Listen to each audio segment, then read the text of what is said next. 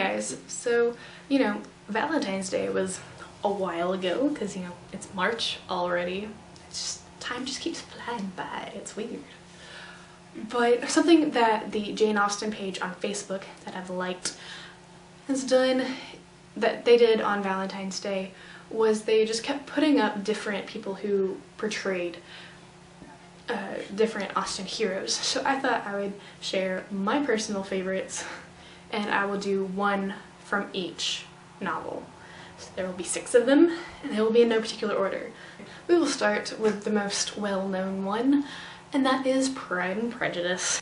I don't know, it's really hard to pick, but I'm gonna have to say I really liked the person who played Mr. Darcy in the Lizzie Bennet Diaries. He did a really great job considering it was a modern day situation, and I don't know, he just translated, like, the whole character of Darcy translated really well into the modern day sense. That is why Pride and Prejudice is such a classic, is because it transfers so well into the modern day audience, because even though it is set in the 19th century, there are still things that are relevant in the 21st century. But the whole Lizzie Bennet Diaries was great, and if you haven't watched it, you should go watch it.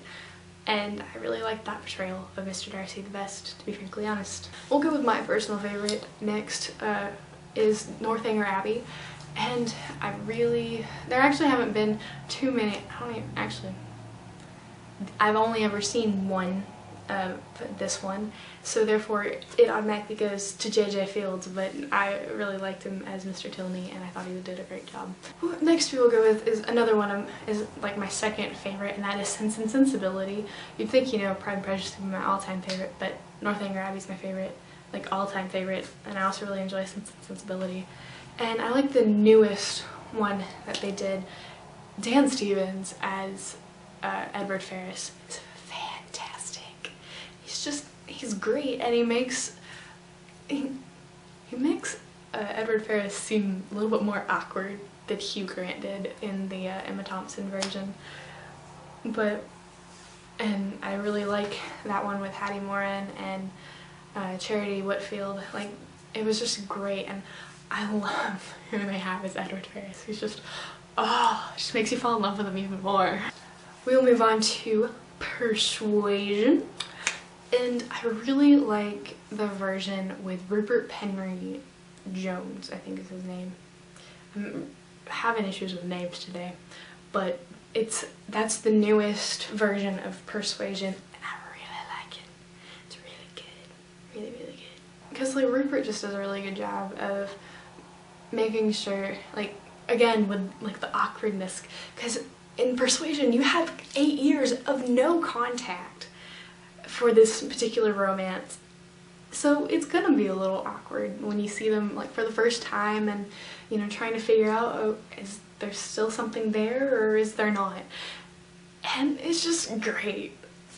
Oh, it's just great. Next will be the lovely Emma, that is currently being made into a modern adaptation on the YouTubes, so go watch it if you're interested. And I don't know how I feel about the fact that they changed Mr. Knightley's name. His actual name is George Knightley, but they made it Alex Knightley. I like the actor who plays him. Great job. Does a real good job of, showing that he cares for Emma. But I still, George Knightley just seems to be a good one. But Mark Strong does a really good job with being Mr. Knightley, and that's the version with Kate Beckinsale in it. And I really like it. I don't know, it's really hard to pick one that's just really good as a Knightley. Knightley's just one of those characters that you just fall in love with whoever plays him, basically. And last, but certainly not least, we will look at Mansfield Park. And there have been multiple versions of this one as well.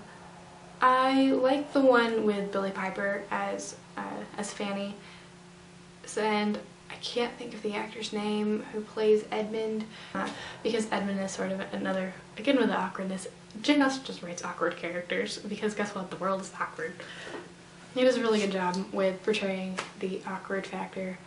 So yeah, it's kind of an awkward relationship, and from a modern day audience, it's kind of a weird relationship, because why would you want to marry your cousin?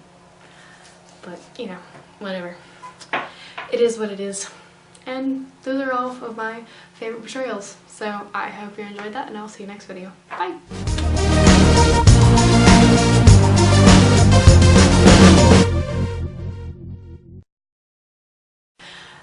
And that's why Pride and Prejudice is such a classic.